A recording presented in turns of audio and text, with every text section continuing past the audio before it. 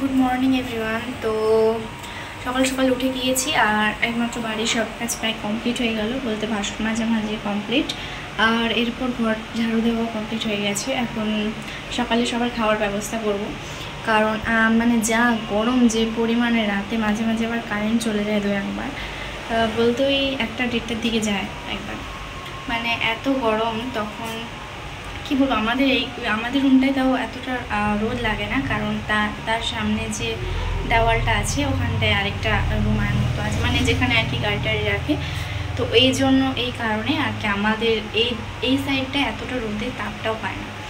তো যার কারণে এতটা গরম না, যতটা মানে বাইরে বা অন্যদের রুমগুলোতে যেরকমভাবে গরম, না জানি আমাদেরটা ওইরকমভাবে এই রুমটা না থাকলে, বলতে বাইরের যে এই রুমটাই ওইটা না থাকলে যে কি হতো।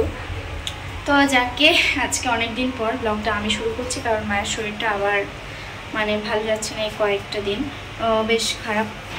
তো সেজন্য মা এখন ঘুম থেকে উঠেনি, আমি উঠে গিয়েছি, সব কাজ কমপ্লিট। এখন শুধু সকালে সবার খাওয়ার ব্যবস্থা করবো। বোন এখনও ঘুমাচ্ছে, ওকে তুলবো। তো চলো ব্লগটা কন্টিনিউ করবো, সবাই সাথে থেকো।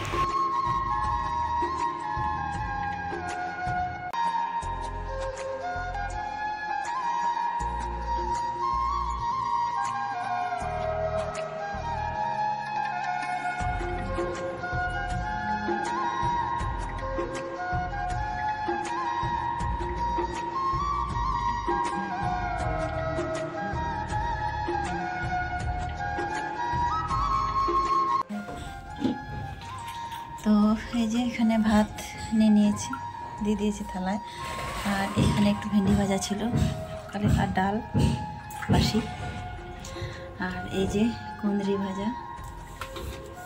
এটা হয়তো তোমরা কেউ খাও কি না জানি না, অনেকেই তো চিনে না, বুঝে না। আর এই যে ওখানে রিয়ার ভাত, আর এই যে সব দিনের মতো কালকে যেমন একটা করেছিলাম ভেন্ডি ভাজা, ভেন্ডি দিয়ে আলু সিদ্ধ, তো ভালোই লেগেছিল।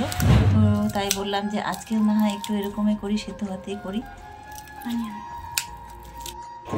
তো বন্ধুরা এখন বাজে হচ্ছে 2:23, আর আমি আসলাম এইমাত্র, আর এসে সঙ্গে সঙ্গে যে স্নান করলাম, স্নান করে চলে এসেছি খাওয়ার জন্য। তো ওরাও হচ্ছে স্কুল থেকে এসে, রাজ্যে হচ্ছে ঘুমাচ্ছে এখনও, আর রিয়া এসে সব বাকি যা কাজ ছিল আর কি করে টোরে সব কিছু কমপ্লিট করে রান্না করতে বসেছিল। তো ও রান্না করছে, রান্না আজকে সেরকম কিছু নেই, আজকেও সিদ্ধ ভাত আর হচ্ছে একটা ভাজা করেছে, কুঁদরি ভাজা, তো এগুলোই করেছে। আর আমি ওই যে স্নান করে আসলাম, স্নান করে এসে সঙ্গে সঙ্গে বসে গেছি, কারণ 2:30 বাজতে যাচ্ছে, তো সেই জন্য ভাবছি তাড়াতাড়ি খেয়ে নেবো, একটু লেট হয়ে গেল। তো চলো।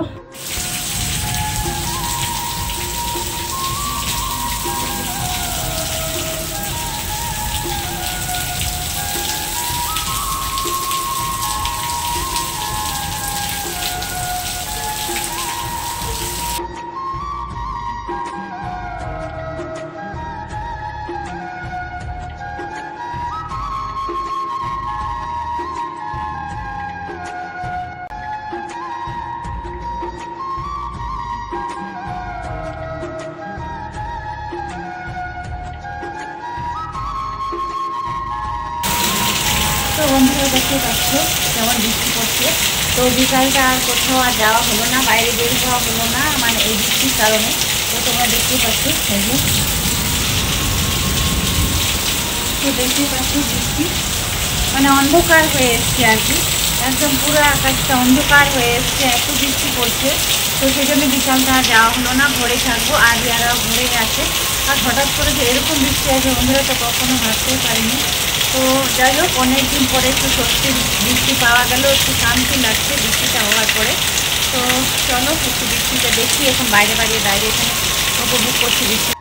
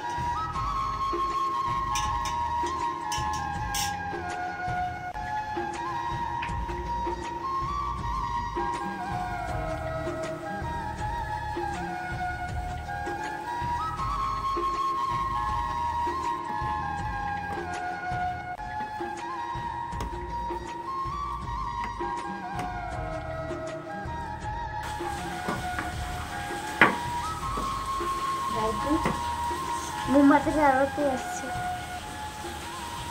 কারেন্ট মানে অনেকক্ষণে গেছে বিকালে, তো বললাম তোমাদেরকে আমি যাইনি কোথাও। তো দুপুরে তো সুতো ভাত করেছিলাম, এখন তো সুতো ভাত আর চলে খাবে না, তরকারি রান্না করবো, কারেন্ট চলে গেছে, কীভাবে করবো? তো তাই এই যে মোমবাতি জ্বালিয়ে